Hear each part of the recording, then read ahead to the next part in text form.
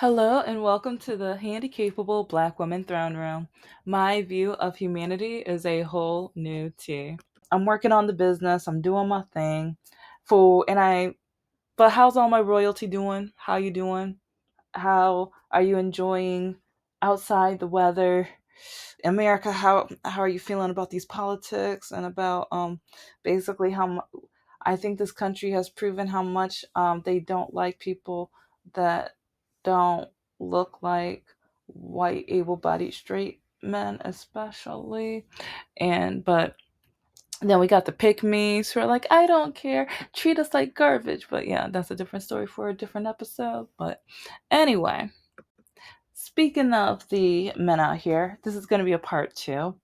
Because, okay, for one, I'm going to be talking about why I broke up with Mr. No Heart, because this is part of the reason. And really, it umbrellas into so many different things.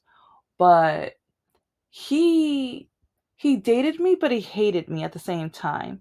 And I think one reason that he dated me was he thought as long as I keep her around, and it's like if she's about to leave me, then I'll do something really nice to show her. See, if you leave me, you're no good to me. You're the selfish one. I can blame you or whatever. Because that's all he did with during the 7 years or whatever.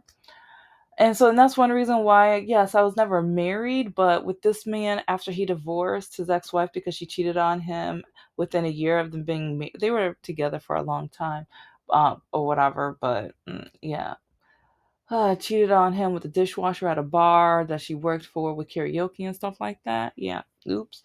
But yeah, I don't know. It's just after I think she broke his heart, but at the same time, I think like with how him and his brother are, observing them and also observing his brothers like, well, now they're divorced, but their relationship, I'm like, oh, you guys were brought up to treat women like garbage.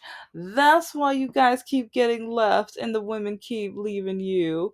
Well, his wife cheated on him when she left it, yeah, but anyway. Ah, I just think I find it interesting how this demographic, they just feel like they're obligated to act the way they act and that they deserve the best of everything, and that everyone who is not like them have reasons to be dehumanized or put down or to not deserve anything, even though they worked as hard or harder than their demographic and stuff like that. So, but yeah, we're going to cover a lot. We're going to cover a lot today because, especially dating him and like him and especially his mother. Oh my gosh. It's they automatically stereotyped me. It's like me being a black woman. She thought that I must not have anything. She thought that I must be either stereotypical, quote unquote, ghetto or whatever. And part of me would be like, even if I was, it's like, if your son is dating me, then it's like, why don't you just get to know me as getting to know me? But instead, she was trying to change me because she wanted to turn me into another version of Candace Owens. And I've said this several times or in other episodes how whenever he gaslit me to go up north, because I didn't want to go up north to those people, especially every time they would be watching the news and a black person would commit the crime. They wouldn't say anything when the white person commit the crime, but when a black person commits the crime, oh, it's one of your people again. But I mean, as long as you're not one of them. Okay, well, first you said he's one of my people. Then you said I'm not one of them. Which one is it? That contradicts. And then each time, well, look, okay, see, Candace Owens says there is no racism, so you need to just get over this. And she would like, let's see, listen to this video.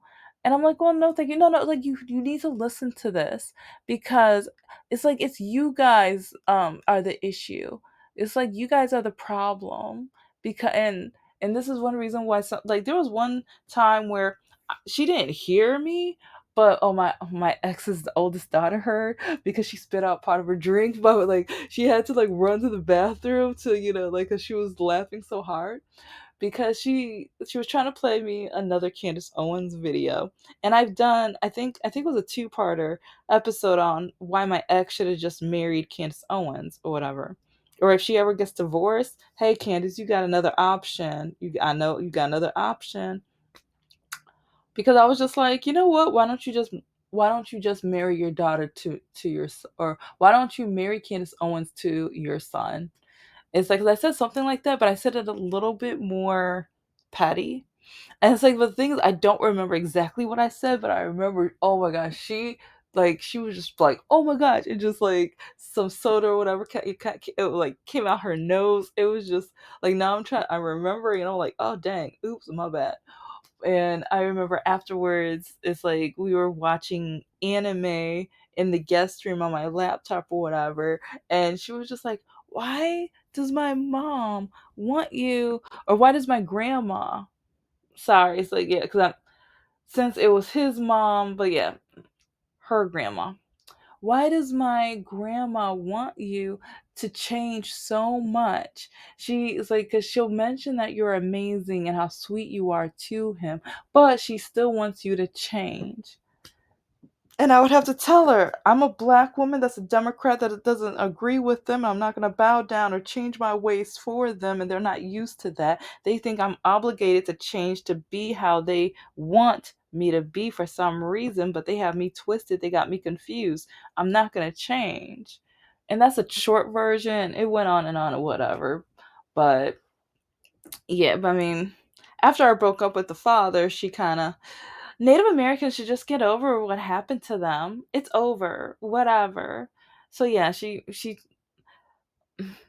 I did I will never forget that because it was right around Thanksgiving of 2021 because I was still trying to check up on her even though I was like I'm done with your father. I am like the the way that he treated me, and he sees nothing wrong. Like till this day, he doesn't think he did anything wrong. And again, there's over 500 episodes. You can catch up and everything, but he doesn't think he did anything wrong. And especially, I already knew I was going to be breaking up with him, but I was scared to break up with him because of my disability. I was undiagnosed. It was getting worse. Doctors were still telling me the pain was in my head. I was making it up. I'm a liar and all this other stuff. To the point where my parents were calling me a liar and everyone's calling me a liar, even in college at Oakland University. Those no good, egotistical, stupid, just jerks who a lot just, yeah, yeah. Oakland University, nah, ew. Oh, it's like I'm glad to have gotten my degree from there, but at the same time, I learned how awful people can treat you. I learned how dehumanizing people could treat you. And especially if you have a sibling that doesn't have the disability, when you have a sibling where all of this stuff doesn't happen to, so then she could just say, it doesn't happen to me. So then everyone's like, oh, then it doesn't happen to her. Then it doesn't happen to you. You're a liar. But yeah, it's like kind of off topic, but on topic because, yeah, back to the why I broke up with him. It took a lot of I was really nervous and scared because again, my disability, what my undiagnosed disability to diagnosed disability was getting worse. But listening to him, go back to the Martin Luther King Jr. episode or what happened on Dr. Martin Luther King. Yeah, yeah, okay, sorry, I'm just all over the place. But go back to the episode where on Dr. Martin Luther King Jr. Day, he like there was this woman, I think she comes every Monday and Wednesday to sell breakfast sandwiches or snacks or whatever. Go back to that story and listen to what she told him and how he just kind of looked at her like do whatever, and he just told me like it didn't mean anything. Yeah. And when he bragged that he never had to learn anything about African American history, he bragged about it, and he was saying that there was not much to learn. It doesn't matter, whatever. And it's like, okay, you're dating a black woman, and see, I just watched a video too about if a man is not willing to learn about your history, he can't love you. And it's crazy because when I broke up with him, I told him, "You never loved me." And it's like he didn't realize, like, part of that was the issue. Because when it came to Black Lives Matter, African American issues, and even before Black Lives Matter, like 2018, 2019, when a lot of African Americans were getting pulled over and it was for unjust reasons or things that it was just like, okay, if a white person got pulled over, it would be a totally different story. Like, this would not be the same ending or result, whatever. And him and his roommate were like, "Oh, you're making something out of nothing. These black people deserved it, blah, blah." And I was just like, they didn't realize that. I'm just like, yeah, okay, yeah, yeah, you guys, okay, yeah. And then he would make these grape drink jokes or whatever, and it's just like, okay, now you're still okay, stereotyping even more or whatever. And but it's like he bragged about dating a black woman, but it was more because of my body or my body type or whatever. But yeah, so but the thing was, he wasn't like this at the beginning, and this is one reason why. Watch out. It's like, especially the first 30 to 90 days that you date somebody, it's going to be rainbows, unicorns, whatever. But listen very carefully.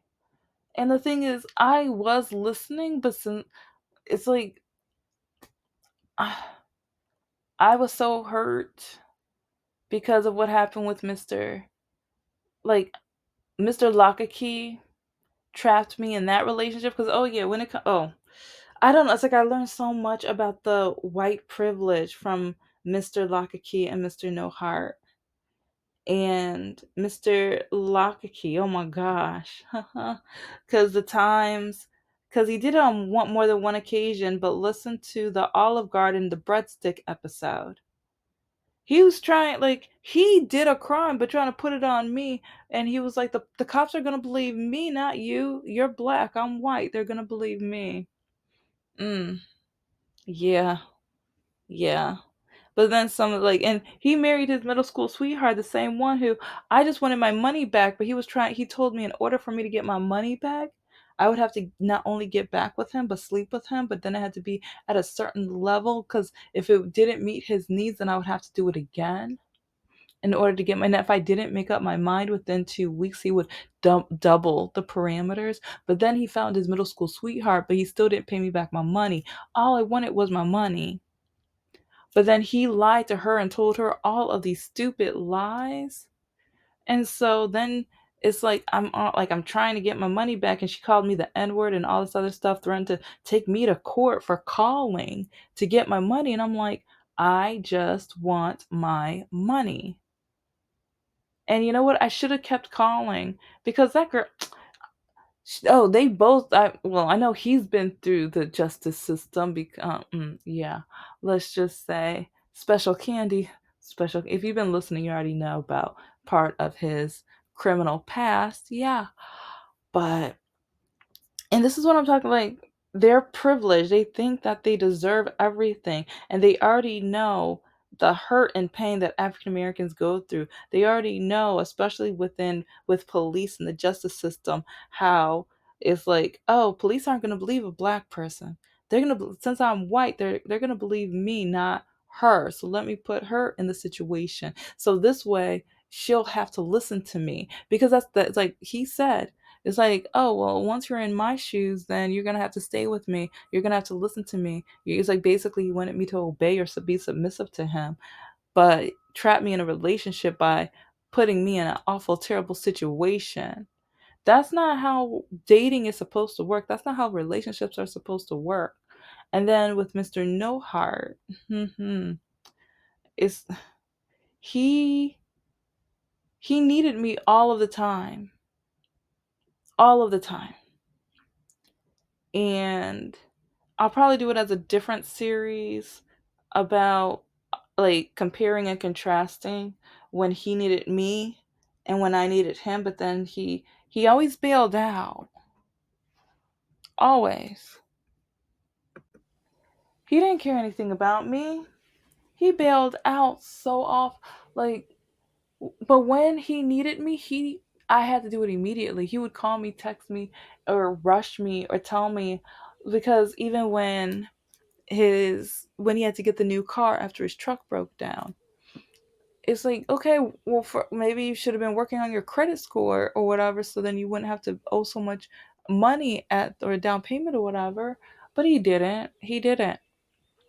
So he calls me up and tells me, like, not only do I need to loan him the money, but I need to get in my car right then, go to the ATM, get the money, and drive to him.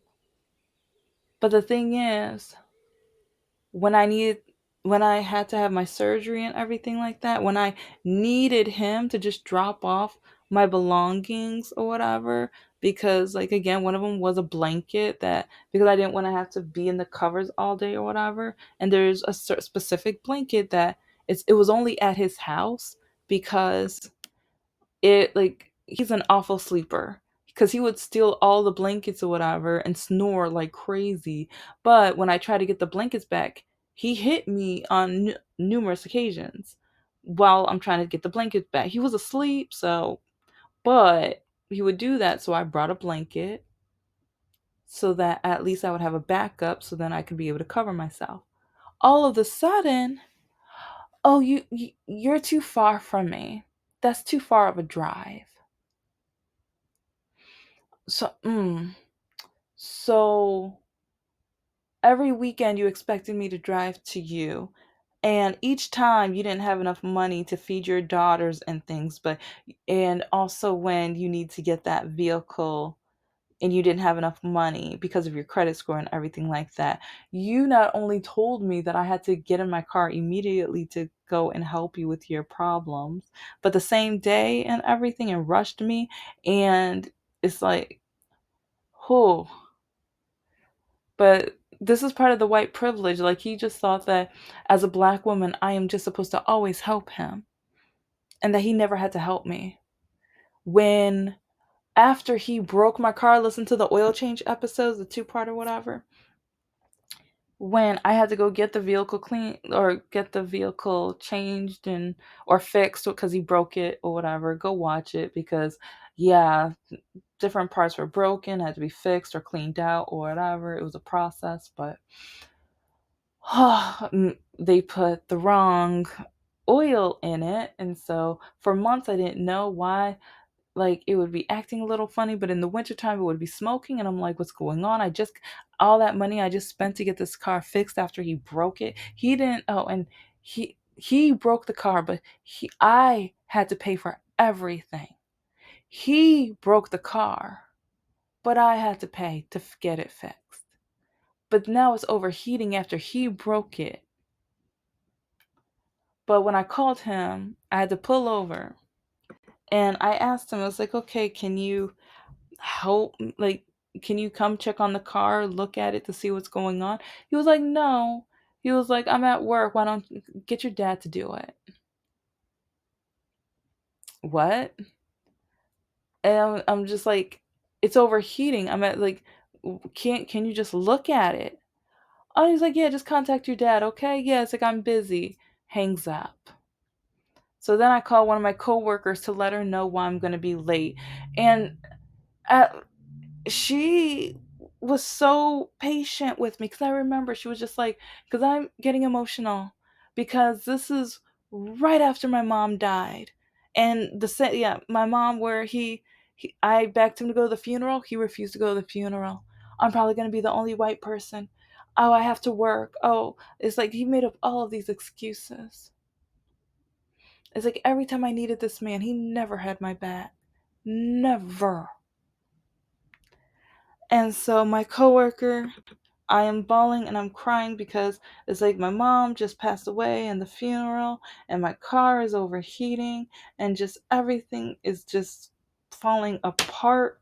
And she's just like, just breathe, just breathe. And so it's like she told me like put the phone like I put the phone in the passenger seat, put it on speaker, and she was just like because she wanted to make sure I got to work safely. So it's like she was just like just calm down, just calm down. So it's like I waited for the car to cool down, and then with her on speaker on the passenger seat, got back, like I made it to work, and then one of the other teachers used to work on cars, a mechanic or whatever, so he went, looked at the car, but he was like, nothing's wrong with that.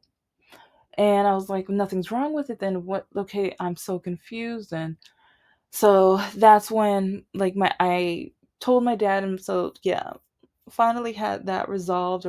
That's how we found out. Oh, they put the wrong oil in the car, and they literally had to thaw. Like that's why I was, yeah, yammering on or whatever earlier a few minutes ago, because yeah, they literally had to thaw my car so that the oil, because they had to heat it up.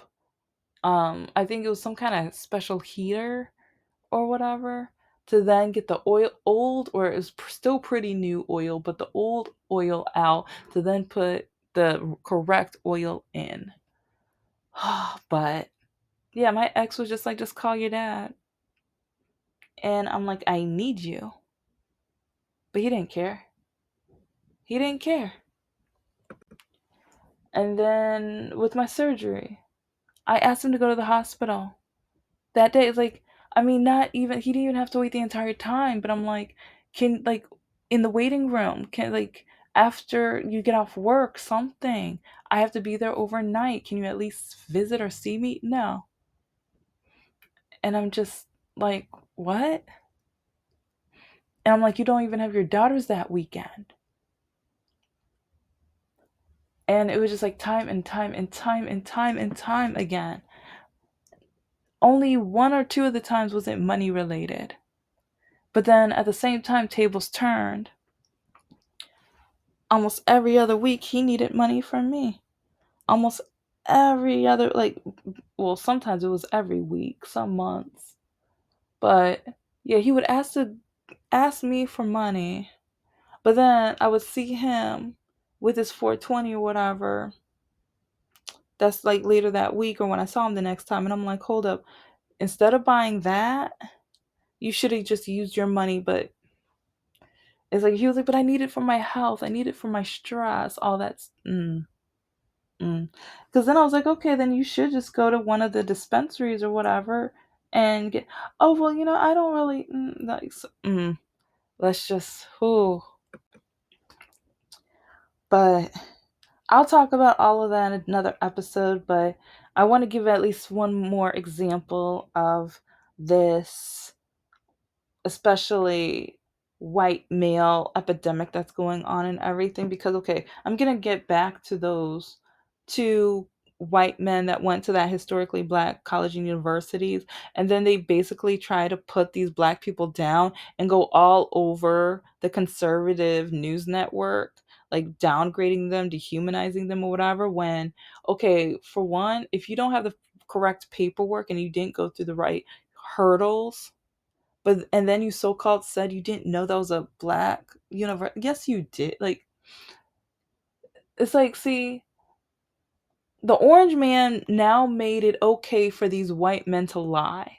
And conservatives are just gonna nod and be like, yeah, it's like, yeah, you didn't know it was a black college or universe. Like, okay, it's called the internet. It's called the internet. Like, how did you not know?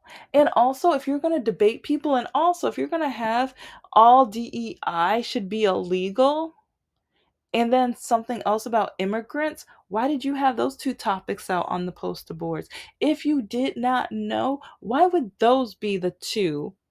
It's like if you were trying to trigger a certain demographic. It's like for marketing, because remember, I have my MBA in marketing. So it's like if you were trying to get attention, if you're trying to get people to your booth or table, those two topics, ironically, come on now. Come on. I was like, and these black kids weren't stupid. They weren't fools. So it's like, it doesn't make any, like, but now they're going all around and putting all these black people down when it's like you have the nerve to come up on their, like, in their peaceful area. It's like you have some, like, in my opinion, some racist, awful, terrible, uneducated bigots who, like, okay, if not uneducated, they're ignorant, poorly educated, especially of the world, of different cultures and people that are not like themselves, because in a lot of schools, especially that are pretty segregated, yeah, they don't really have the diversity. They're not going to really teach history outside of themselves, or that they want to make sure they don't hurt their feelings. They're so fragile. It's pathetic. It's disgusting, really. But okay. Well, okay. Let me just get past that, because one thing with these gentlemen, battle people that are on your level. And it's like, maybe it's undergrad because they're probably not well prepared, or they've probably just written down everything that their leader or whatever said. But yeah, I'm gonna either try to find like a lot of the professors that would have the books and the everything that would equip these students to beat them at their game, verbally, of course, and also read the 1619 Project. That's a book they hate. Oh my gosh, they hate that book so much because it will prove so many of the things that they try to say that are it would just show all the falsehoods, all of the falsehoods. But also, if this if you know who was so correct and right, why did he have a hate list or a hurt list of different professors and leaders that would have kicked his tushy verbally, educationally, you know? Why would he have that? And why would people be writing these people, harassing them, belittling them, and threatening them? Like, why? If he was so right, if he was so correct, why would you need to do that? Why would you feel so threatened to have to do that? And then also with DEI, they said all DEI should be illegal. Okay, I'm going to do a whole episode, probably a whole series on that because it's so complex and stuff. But okay, if all DEI, right? You know the top on the DEI is white women, right? But yeah, oh yeah, you don't want women to work. You want them to only get the Mrs. degree, right? And so that probably won't be an issue for you, right? But yeah, you got to remember, like, because for all the white women who say, oh, he was right, you got to pay attention. You got to know about DEI, because you don't really sound all that great when you agree with that notion, because you're basically saying that you should be allowed to be like taken advantage of, or to not be allowed to get certain positions because you're a woman, right? And then our veterans, see, and they keep saying that they're all about their veterans, and they love their veterans and everything like that, but veterans are really high up on the list with DEI as well. So yeah, so veterans no. Okay, because like when we talk about DEI, they like most people only think black people, and they think black people are not deserving. Black people should not get. Black people would have to cheat, or the only reason they get a job is because they are black. But what about the veterans and white women? And there's people with disabilities like myself as well, but it's like most people don't care about black people and people with disabilities or whatever. So I'll stick with the two categories that Republicans always want to pretend that they care about: women and also veterans. So they shouldn't be allowed with DEI, because you said all, don't forget that. Thank you so much for listening to the Handicapable Black Woman Throne Room. I am a woman, I am of color, and I am handicapable. But most importantly, I am human, and you're human too. And you better believe I will have another part that focuses all on those two subjects, with immigrants and DEI, because yeah, we need to educate. We need to wake up. Yeah, I'm woke. And if you didn't know that by now, after 500 episodes, come on now.